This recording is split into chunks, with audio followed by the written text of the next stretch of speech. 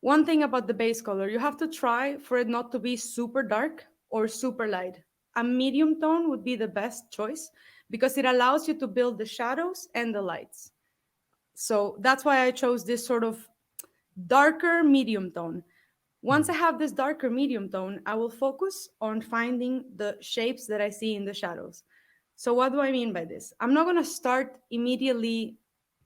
I don't know, let me just choose like a very thin pencil and immediately going like this because I'm gonna lose my mind and this is gonna take you forever and it might look not natural enough. It's gonna look a bit overworked because you're just gonna continue doing like a bunch of lines like this. You know But what, Claudia? If you yeah, asked me to draw fur, that's probably what I would do. So I'm glad that exactly. to hear there's a better way. Yeah, exactly. So that's what I wanted to share with you because I also was doing the same, like when I started, especially drawing hair, I would just take forever, like one hair at a time, and it would take me forever and it would end up looking sort of overworked and either overworked or just messy, and I would not Mhm. be happy with it at the end. What I learned with fur is that less is more and that you have to focus on the shadows and on the highlights of your subject. So for instance, here, um, since we don't have much time, I sort of drew the things already. So I pre-prepared this painting for you. But if you have any questions, I am super happy to hear them and to answer them for you. So make sure to ask those questions if you have them. But once I have this base color, I like to focus on building up my shadows. So with a little bit of a darker color, I'll go ahead and the same open-ended brush, I'll focus on where I see some shadows. I'm still not thinking about individual hairs. I'm still not thinking about much detail. I'm just focusing on shadow family and light family. So only shadows and lights. And what brush did you say you're using for that?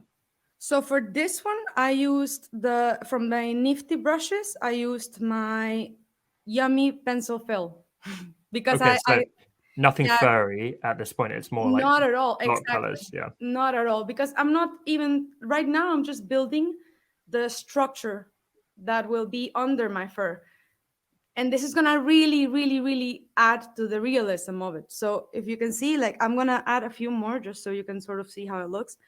Very, very slowly, I look at my reference and I start seeing, okay, I can see that here there's like a shape that goes like this.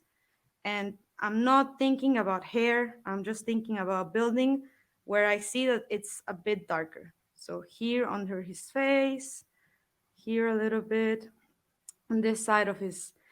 And I'm also not going like super dark immediately. I'm just trying to familiarize myself with my reference. So taking my time and really trying to understand where the shadows are and where the lights are. Once you build this up, I like to go with a bit of an even darker color and with the same brush still. I'm still using the Yummy pencil fill, or from the Nifty pack you can also do the pencil fill, for instance, even like a pastel stick, like just a soft open-ended brush, like something like this, that allows you to have this soft texture at the end of it. That's really going to help with the end result of the fur. So for now, this is the point where we're at, right? Building the shadows, focusing on nothing on fur. Once I have this and I'm already sort of familiar where lights are and darks are and all of this, I like to start focusing a little bit on the color. So, what happens with fur? Often we see a black cat and we think, oh, it's only black and it's only white and that's it, like black and white, right? Or we see a white cat and we're just like painting it all white. But if you really take your time to see how the light reflects on the fur, it often reflects many more colors than we really just think about. So I like to take my time and build a base color. And now I'm gonna stay in this with you for a little bit so you can sort of see how I do it. I have built up my eye. Last year, I really wanted to focus a lot on improving my color work because I felt like I really could work on that. So the first thing that I did was working only in black and white for quite some time to really understand value, really see where all of these things go. I talk about that a lot on my drawing foundation class. But what I decided to do when I wanted to learn how to do more color is I would take my reference image. Um, If you don't know how to put it in your reference, you just touch the wrench on the top side of the menu, and there's this little tab, right? You write your reference, and you can have either your drawing or an image that you can import and select from your camera roll. So I have my image here. And now the cool thing about this tool is that you can leave your finger on it and you can color pick the colors from your reference, right? Mm, So like this, I realized that when I zoom in and I go here, you would think that that's sort of like a gray. Let me see. I need a soft brush. So the Yummy Pencil Fill from the Feels Like Pencil brush pack. And but when you start putting it, it almost looks reddish. I don't know if you can see that. yeah. Hmm. Also on the top of his head here, I will add this, and it's gonna end up adding so much to the finishing piece. And we're still not working with individual hairs. We're still building what's underneath the fur. So it's almost like if any of you have ever drawn or painted in oil or in any other medium, you often have like an underpainting. So you have something that will shine through the details. And that's what I'm trying to show you today, that the best way to draw fur or anything in general is to focus on what's underneath and try to build it almost like you're sculpting something, right? You start with a big block, and then little by little you start like shaping it to be what you want. So that's what Yeah. we're doing today. And same thing with hair, right? Exactly, exactly. I don't know if you can see here. I took some time to build my colors because I thought, ooh, it's gonna have to be quick. It's a speed painting challenge. But you can see here, there's purples, there's reds. The eyes are like sort of yellow, and I really spent some time. I'm gonna choose a little bit more here, and I'm just gonna continue adding the things that will go underneath. Another good tip is to, I don't know if you can see here, I have like a shadow, and I have like something that will be a light.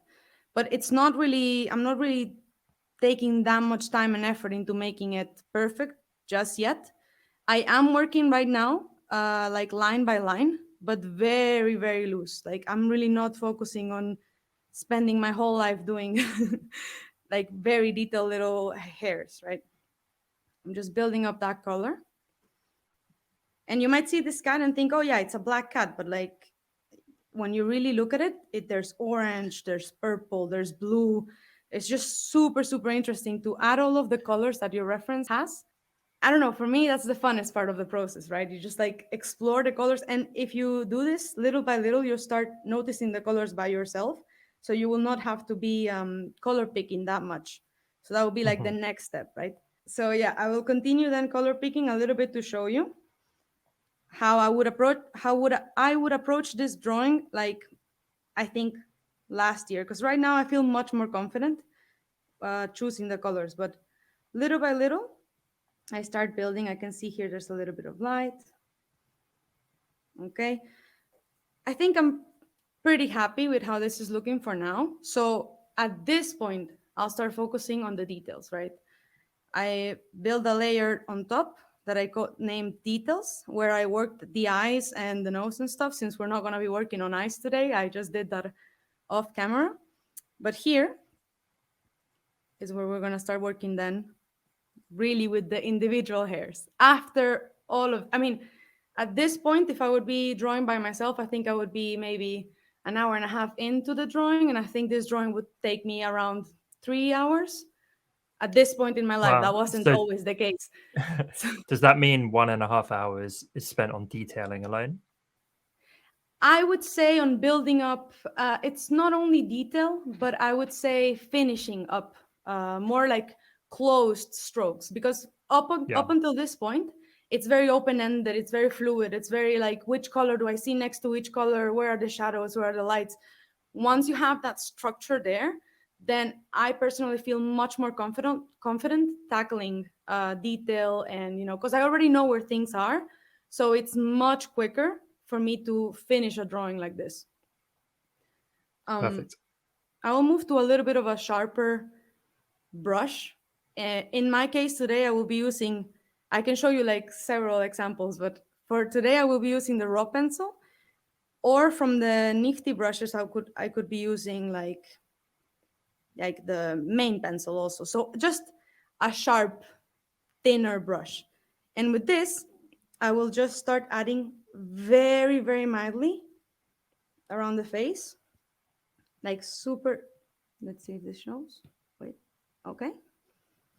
So very little, just a few. I don't know if you can you see this.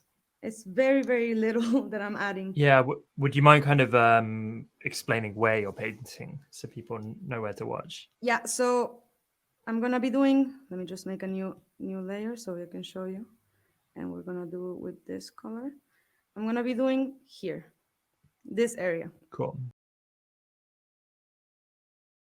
Very, very little on the dark areas. I like adding just a little bit of a lighter color, but super mild. I don't know if can anyone see this? If Yeah, like to the right anyone, of the eye.